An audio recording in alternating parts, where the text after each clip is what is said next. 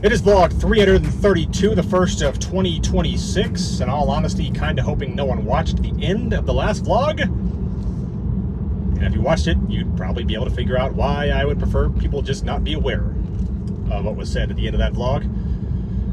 And truth be told, I don't really have much to say to start this vlog, so let me just see what's on the radio here. Okay, I guess that's not ideal.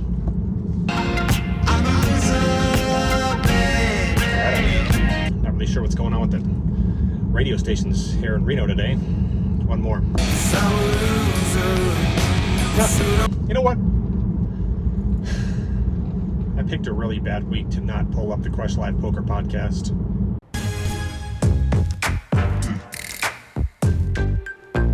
Despite my continued belief that this game would be better starting at a 3-5 in the mornings, we fire up a 5-10 game at 11 a.m. And this would be my goal. Whether or not I accomplish it is something else. First hand would come against a guy who once famously told me, "Everything about my life is better than everything about your life." It's an exact quote. I pick up ace-king suited and open to 30. Folds to him on the button playing 7-handed, and he 3-bets to 175. I have $1,000 in my stack as we had just bought in not too long ago. And I have a hand that prefers to see all 5 cards and also provides the ability to put pressure on hands like pocket jacks. So I 4-bet jam all in for about 1,000. And he starts hemming and hawing. And then after about a full minute of thinking about it, he says something like, "You got queens?" And then slides his hand into the muck. That same guy limps +1 after under the gun also limps. Cutoff limps, and it's on me in the small blind with pocket 10s.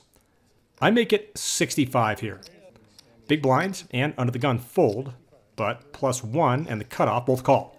So with 210 in, the flop is 8-5 deuce with 2 diamonds.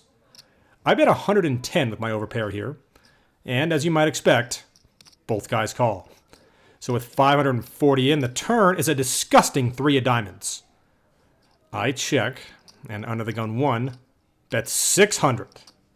Cutoff folds, and unless I think he would bluff both of us, it becomes a fold, and I certainly don't think that. He's much more of the calling station type than he is a guy that will bluff, so it then becomes a fold for me.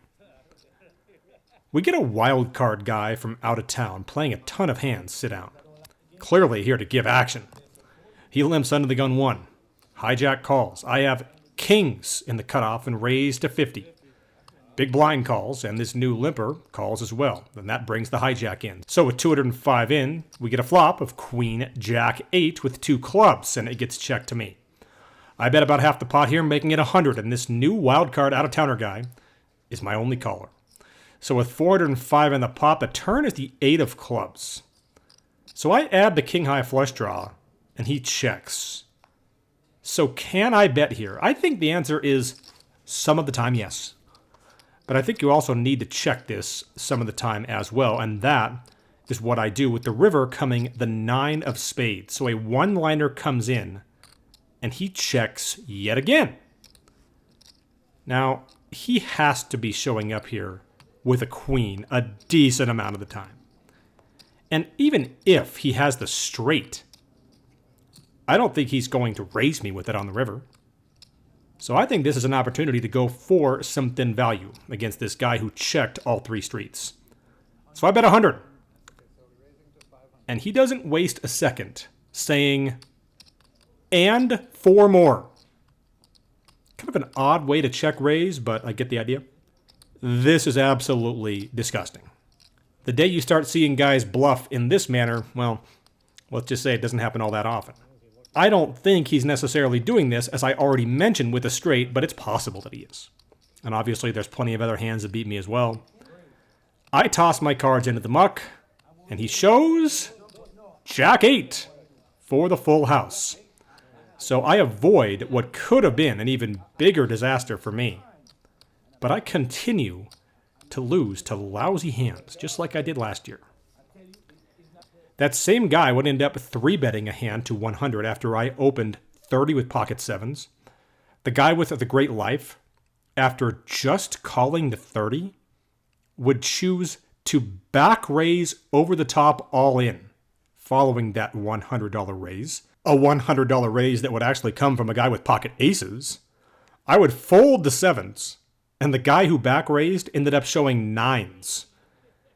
And of course, that was the flop. You know, this didn't used to happen to me as much, where I would always hit the hands I fold. Anyway, it's been happening quite a bit the last year and change. The one thing that has always happened when you get a recreational player like this in the game and he wins a few decent-sized pots early on is the exact same thing that would happen here, and that is a hit and run would occur pretty quickly. I then found it somewhat interesting that the Stranger Things finale is being shown in theaters, and it's being shown for free. But there is a required $20 food purchase that you have to make. And I know this is random, but I've always thought that when they showed the old Burger King logos a few years ago in that show, that it triggered a bit of a Burger King nostalgia kick in people. And my completely unproven theory is that that show single-handedly contributed to a number of Burger Kings nationwide going back to the old logos, like this one on Virginia Street, not far from the Peppermill. So Slick, the legend, if you've been with this vlog for a while, you know him, he's back in the game. This is not the first time I've told a story like this about him, but it's always, great. When I saw him walk into the room, I asked him what football bets he's making and if he's betting Niners Seahawks.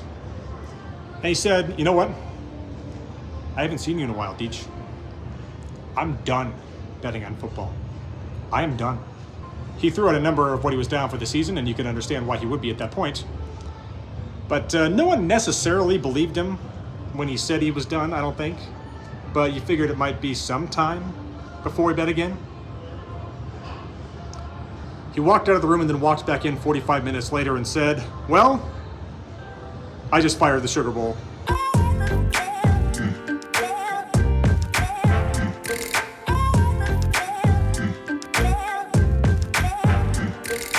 The next hint would come when I'm in the middle of having a conversation about the show Pluribus with a couple of guys, which, by the way, I loved the first season of. Vince Gilligan is just a legend.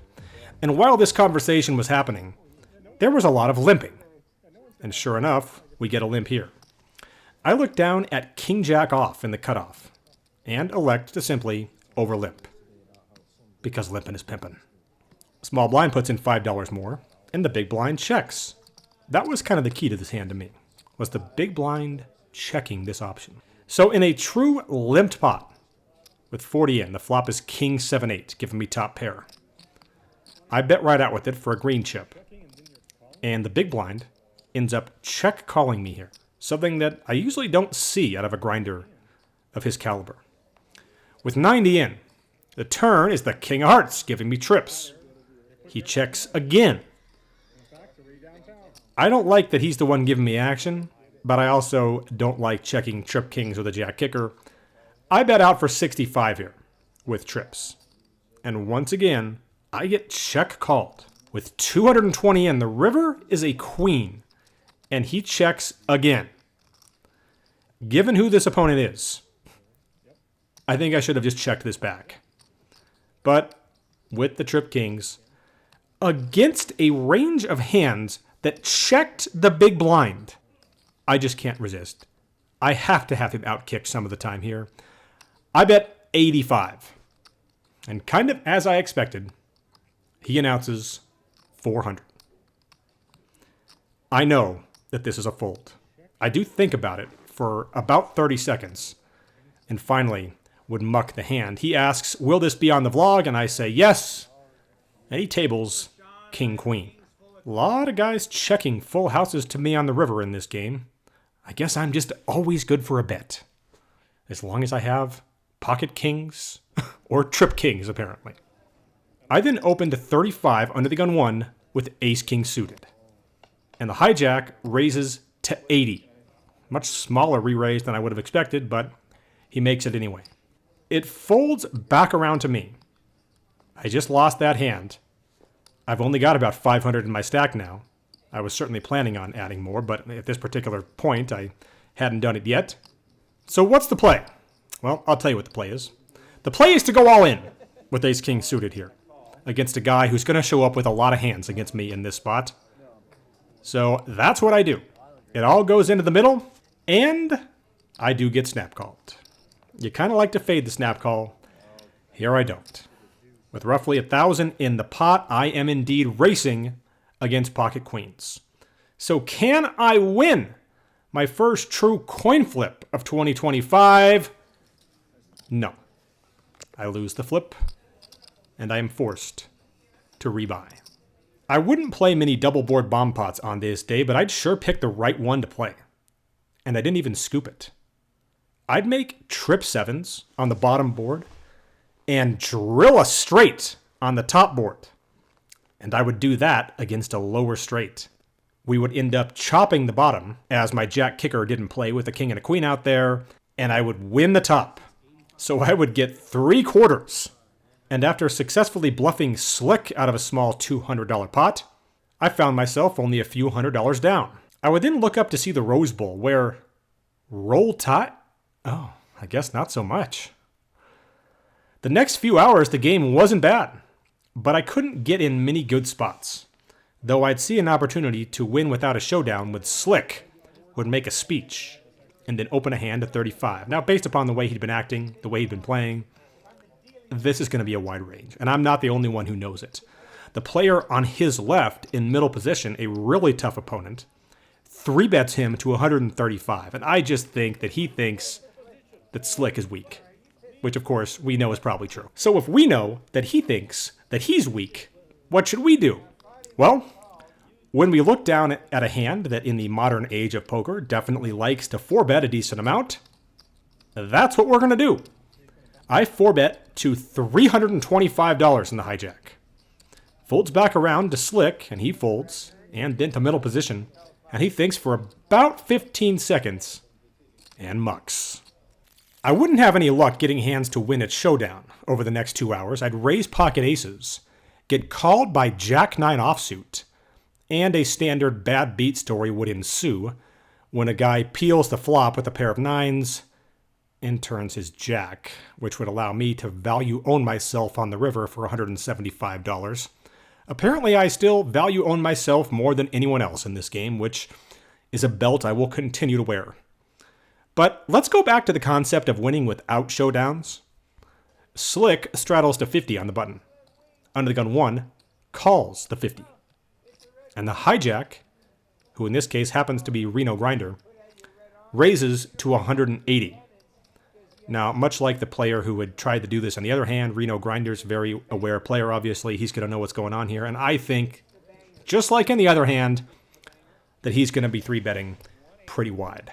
So can I take this pot down with a squeeze with ace-queen offsuit here? Well, we are going to find out. I slide in $385. And to my amazement, he absolutely snap folds. It definitely felt like I could have been booking a win on this particular night. The unfortunate part was I had run out of time, as I had already made a commitment on this evening, and I didn't want to break it. But, given the fact that I had been stuck 1,400 after that ace-king hand against the queens, the fact that I was able to win most of that back still felt pretty damn good.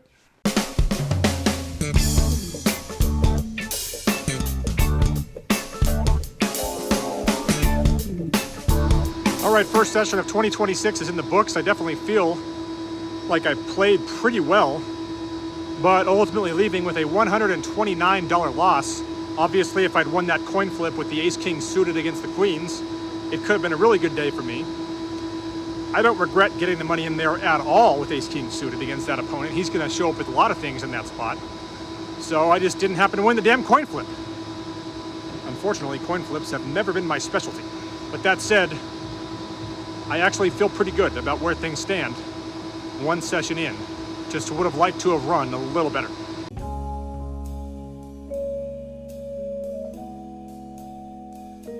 Recording this section of the vlog on a rainy Sunday morning here in Reno, Nevada. Every once in a while, the guy who spent a decade being a sports talk radio host just jumps out on this vlog, and man, I can't help but be a little on tilt about my 49ers just blowing this opportunity to get the #1 seed and potentially have the Super Bowl at home if they could just win 2 games before that. All they had to do was to beat the Seattle Seahawks team, which they'd already beaten this year, but boy, did they pick the worst time to play, like the worst game ever last night. And I just can't help but think that I spent the entire 2023 season telling anyone that would listen that I think Sam Darnold should be the starting quarterback of the 49ers.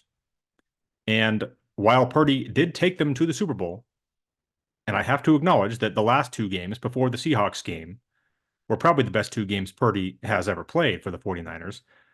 While I will acknowledge that, Sam Darnold is now 28-6 since that Super Bowl. I just think that makes my take not look so bad. But anyway, poker-wise, obviously a small loss in this game, was able to bounce back and book about a $600 win the following day playing 3-5. So that went pretty well. I actually have a short that if you're watching this the day it comes out, will come out a couple of days later here on this channel. So look for that as well as I try to continue to get involved in the 9x16 video game every once in a while as well. Hit those like and subscribe buttons if you're new to this channel. And if you feel like playing some poker when you're on the go and getting some practice, and we talking about practice, check out the High Society Club on Poker Bros. You can find all the information and my referral code in the description below. We'll see you back here next time.